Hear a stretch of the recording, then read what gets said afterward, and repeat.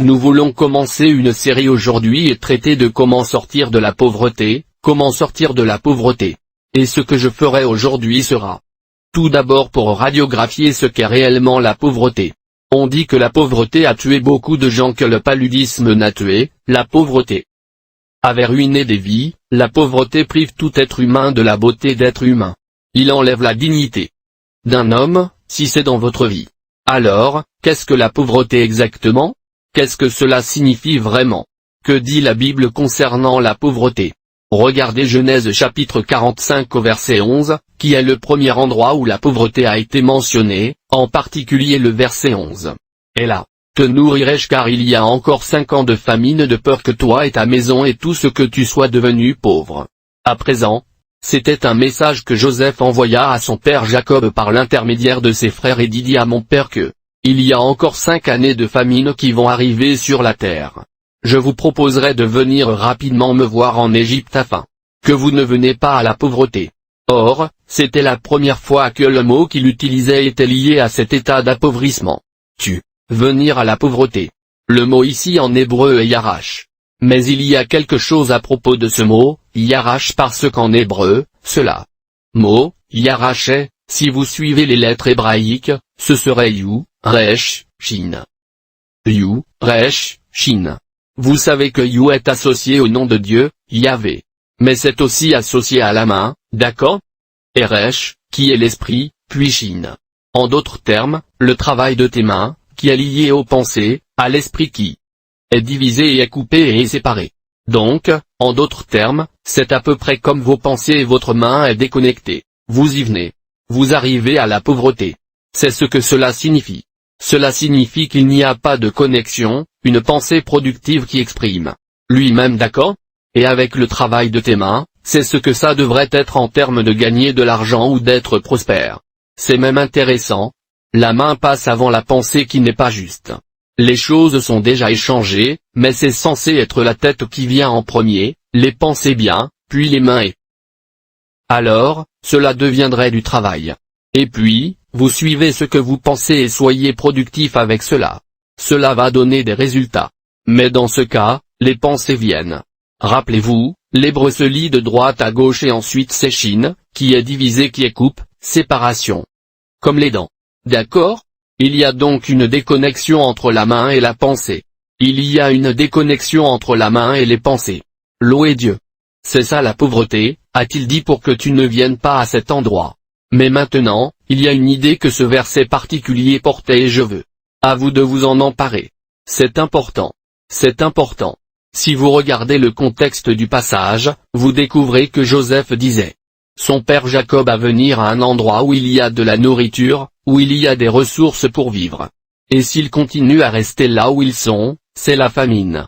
Bon, alors maintenant, cette pauvreté qui pourrait leur arriver, c'est par suite de situations, c'est à cause des circonstances, c'est à cause de conditions climatiques défavorables, es-tu avec moi?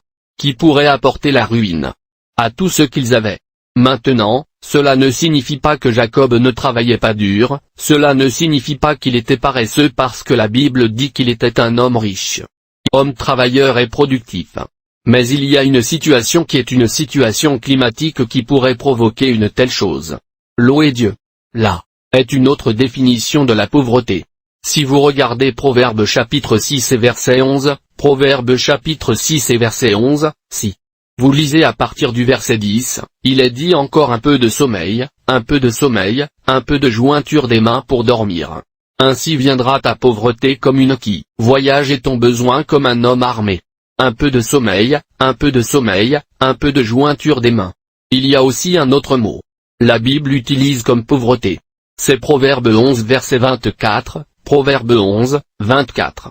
Vous voyez, il y a qui se dispersent, et encore augmentent. Et il y en a qui retiennent plus que ce qu'ils méritent, mais ils tendent à la pauvreté, KJV.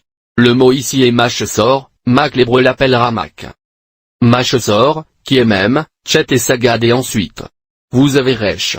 D'accord, en gros, ce que cela signifie, c'est qu'il y a une diminution, vous stockez, vous n'êtes pas. Vous n'investissez probablement pas, vous ne donnez pas, vous n'appliquez pas les principes. Décidément, tu vas tomber dans la pauvreté. Pourquoi? car vous continuez à utiliser ce qui est disponible et vous ne le multipliez pas et ne l'augmentez pas et vous finirez par tomber. Alors, il y a aussi un côté spirituel à cela. Mais au fond, comprendre cela. Es-tu avec moi? Certaines choses peuvent se déprécier, certaines peuvent perdre la valeur qu'elles avaient au moment où vous les aviez, d'accord. Ce genre viendra à la pauvreté. Nous en avons encore un autre comme chasser, qui signifie simplement une diminution, de mauvais investissements, une mauvaise gestion. La mauvaise gestion des choses peut en fait conduire les gens à la pauvreté. Loué Dieu. Ainsi donc, la Bible utilise ce mot quand il traite de la pauvreté et de tout. De ça. Es-tu là? Donc, mais encore une fois ce mot dans Proverbe 6, 11 est aussi très perspicace aussi parce que l'idée de déconnexion entre l'esprit et la main est ce qui définit, amen à ce que nous pouvons dire que la personne est quoi? On peut décrire un individu qui est dans cet état comme quoi? Une personne pauvre. Es-tu là avec moi? Pauvre. Qu'est-ce que ça veut dire? Maintenant, cela signifie que cette personne qui est pauvre est incapable de faire face aux choses de la vie. Il n'a pas les ressources, les moyens, d'accord? Le bien avec, la capacité de les faire. Et la Bible définit le pauvre, pas la pauvreté maintenant, un pauvre. Là, la Bible le définit comme Dal hébreu, c'est Dal hébreu, qui est une porte et l'âme d'hébreu, qui est comme un bâton, mais il donne une image de celui qui est faible, celui qui n'est pas lourd, pas fort. D'accord, donc un homme pauvre est une personne faible. Très bien. Le pauvre est faible parce qu'il est dans la pauvreté. Et pas étonnant que la Bible dise dans le livre des Proverbes chapitre 10 et verset 15, il a dit la destruction est leur pauvreté. Je le répète. La destruction des pauvres est leur pauvreté. La destruction des pauvres est leur pauvreté. Et qu'en fait? C'est-à-dire que ce pauvre qui est faible, simplement ce qui le détruit et ce qui finira par le détruire, c'est la déconnexion entre son esprit et ses mains. Autrement dit, la pauvreté est tout simplement improductive. Cela signifie simplement celui qui refuse être productif. Maintenant, nous pouvons comprendre que vous voulez vraiment être productif, mais d'autres forces, d'autres choses peuvent et pourraient éventuellement dissuader cette chose ou vous amener à la pauvreté comme nous l'avons vu dans Genèse chapitre 45. Mais néanmoins, comprenez que c'est une déconnexion entre l'esprit et les mains. Cela signifie l'improductivité, refuser d'être productif pourrait être et ce qui vous amène à la pauvreté. Et la Bible dit, c'est ce refus d'engager l'esprit d'une manière critique, positive, qui trouvera son expression à travers vous. Sachez qu'engager vos mains et travailler pour produire quelque chose finira par vous détruire. Il y a un problème ici.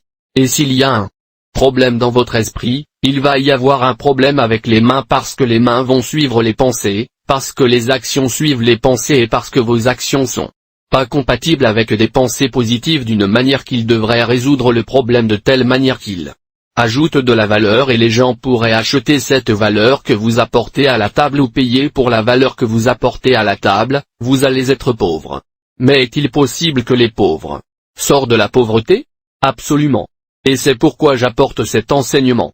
Encore une fois, j'aimerais le dire, la pauvreté existe, surtout, en raison du manque de ressources productives. Pensée positive soutenue par une action.